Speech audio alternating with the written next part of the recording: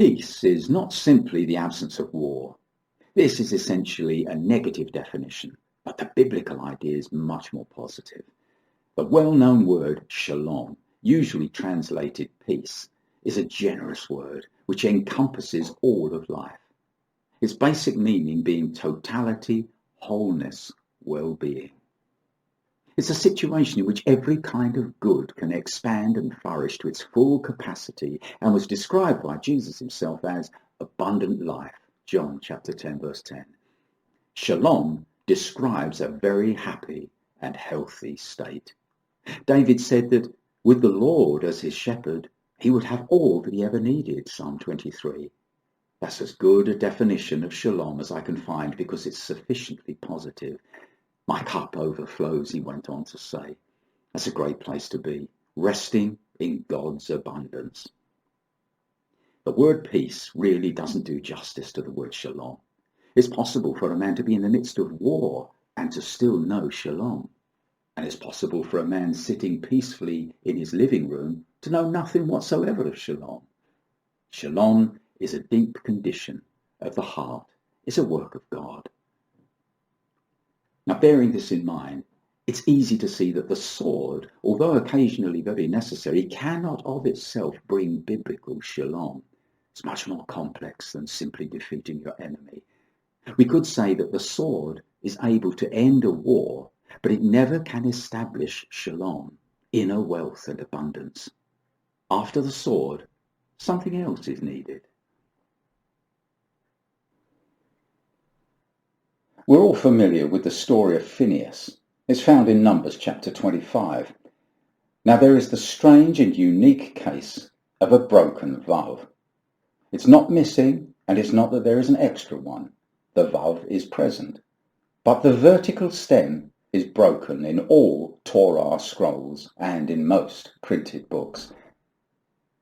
Phineas had summarily dealt with the two people whose sinful disregard of God's command had brought the plague into the Israelite camp, killing 24,000. The situation was intolerable to a man of God, and Phineas's sword became the sword of God's wrath as he removed the offenders by just and swift execution. In acknowledgement of this, God himself gave Phineas his covenant of peace, which you'll find in verse 12. So far, so good. This says covenant of peace.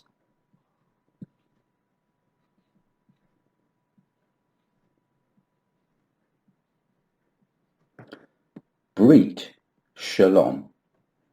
Except there's a problem.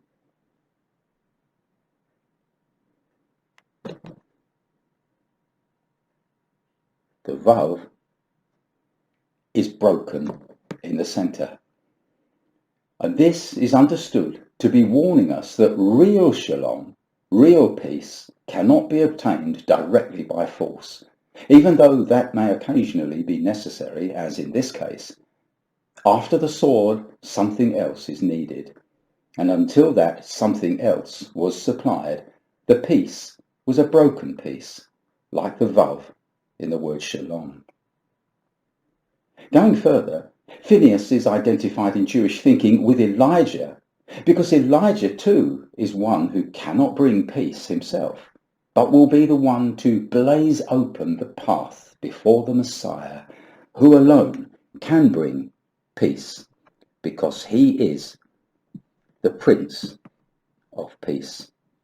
Sar Shalom, Prince of Peace. Baruch haba b'shem Adonai. Blessed is he who comes in the name of the Lord.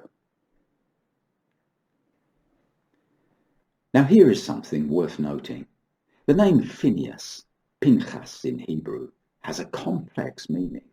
And one line of thought that seems to identify Phineas's nature seems to be this one.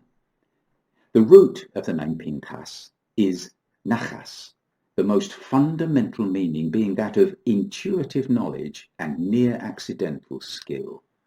We might say today, he's somebody who follows his nose. He has strong intuition, strong instincts. He knows instinctively what to do. Now, Pinchas doesn't seem to be renowned for great learning or wise leadership. We know very little about him. He just suddenly appears on the scene in a time of crisis and instinctively does the right thing and no doubt saves thousands of lives by his action. Whilst we should do all we can to study and to consider every situation we find ourselves in, there is a time when we need to act instinctively. This is a dangerous area for an immature Christian.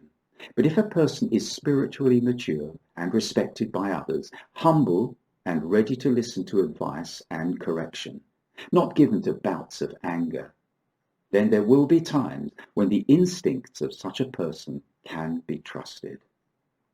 Such a person will, on occasions, act swiftly and intuitively or instinctively. By the discerning of the Spirit, he will not only recognize when something is wrong, but he'll know what to do and be prepared to do it. He doesn't do it lightly, rather the opposite. He wishes that it wasn't necessary, but he is burdened in his heart with the awareness of what is at stake, and it's serious. Pinchas was not of a shallow mind. He did not share the superficial outlook of many of the Jews. It wasn't that he was brave or clever. He could just smell the lion prowling for food and acted out of instinct, the basis of his name. Such actions are occasionally necessary, but they are incomplete in themselves. Pinchas couldn't go on killing. Something else was necessary to re-establish shalom, or wholeness, in the camp. And in recognition of this fact, the vav in shalom is broken in two. Now, in the back of my mind, there is the case of King David, longing to fulfill his dream of building a temple in Jerusalem to the glory of God, and being met with a surprising denial of permission from God himself on the grounds that he was a man of blood. Yes, of course, the shedding of blood was necessary in order to prevent Israel being exterminated by its many enemies. They were not to rely on miracles, but to fight with sword and shield. And now David was having to pay the price.